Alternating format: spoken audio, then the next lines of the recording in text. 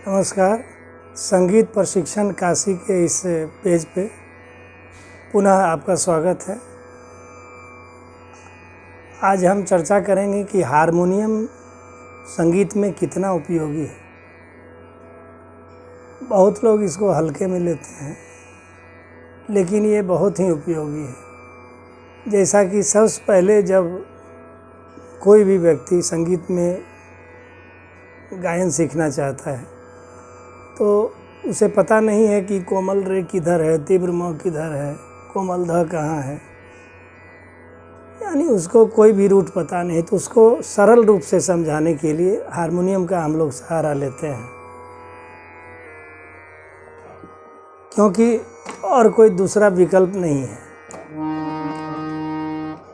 तो उनको आसान रूप से समझाते हैं कि कोमल रे यहाँ है, शुद्ध रे यहाँ है, सा रे गा सा रे गा।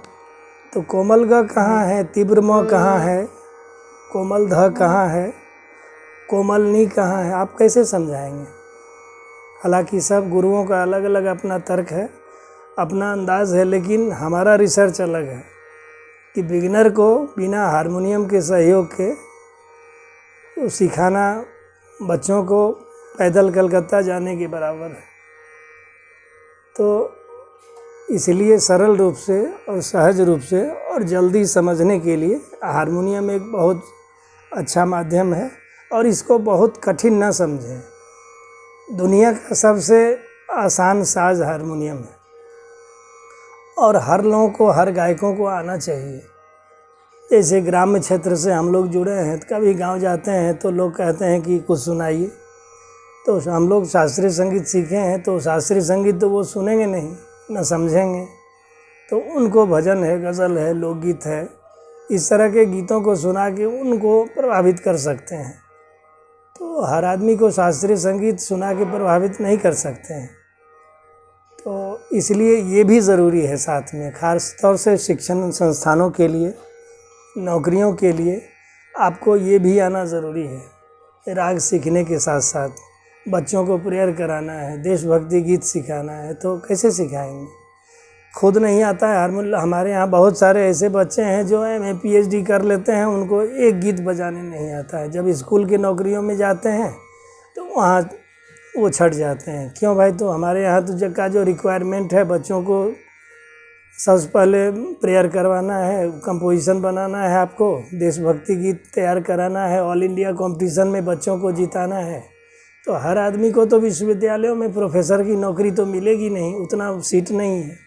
तो इतने जो संख्या में लोग संगीत सीख रहे हैं वो क्या करेंगे।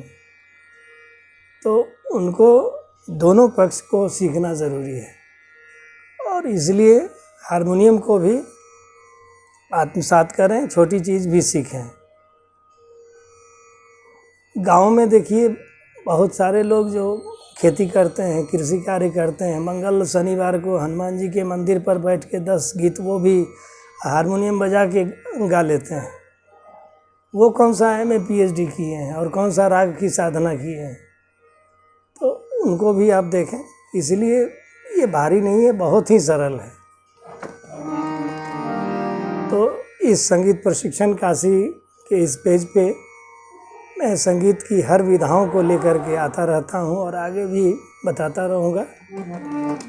जो लोग संगीत में रुचि रखते हैं, चाहे किसी भी विधा में, हर लोगों के लिए मैं टिप्स लेके आता रहूँगा।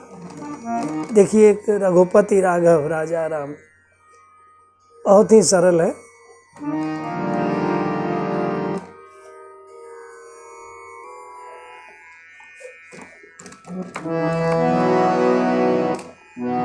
इतने दूर में ही गाना है, एक सप्तक में सारे गीत हैं, उसी में ढूंढना है। रघुपति राघव राजा राम पतित पावन सीताराम। तो इस तरह से थोड़ी ही दूर में है, गलत सही करते करते आप उसको बजा लेंगे। और बहुत शिक्षक लोग ये कहते हैं कि हम हारमोनियम छूने नहीं देते हैं बच्चों को, फ्रॉम द बिगिनिंग जो है तानपुरे से सिखाते हैं, ये हमारे डिक्शनरी में नहीं है। कैसे हम बच्चों को समझ में नहीं आता है उनको कि कहाँ क्या है। इसलिए शुरू में 6 महीने साल भर जब तक कि उनको स्वर का ज्ञान न हो जाए तब तक हारमोनियम पे चलना सिखाते हैं।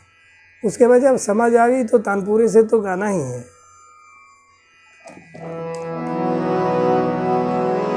रघुपति राघव राजा राम, पतित पावन सीताराम।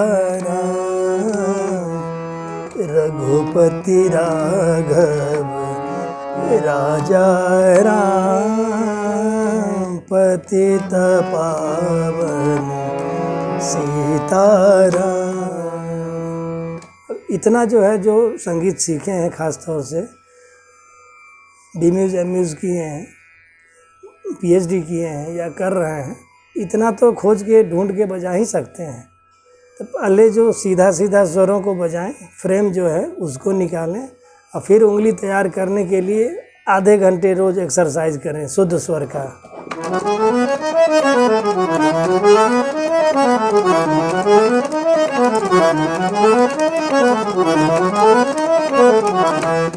इससे क्या है कि उंगलियां तैयार होगी, उसके बाद खटका मुर्की का प्रयोग होगा।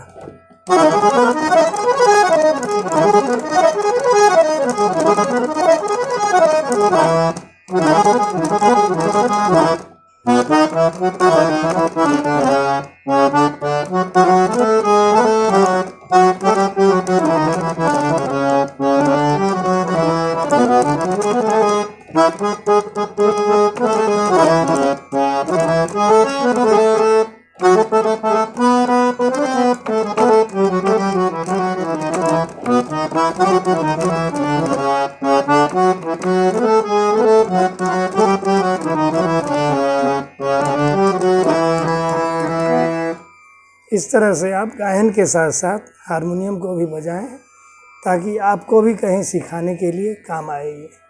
धन्यवाद। फिर हम लोग मिलेंगे दूसरे वीडियो में।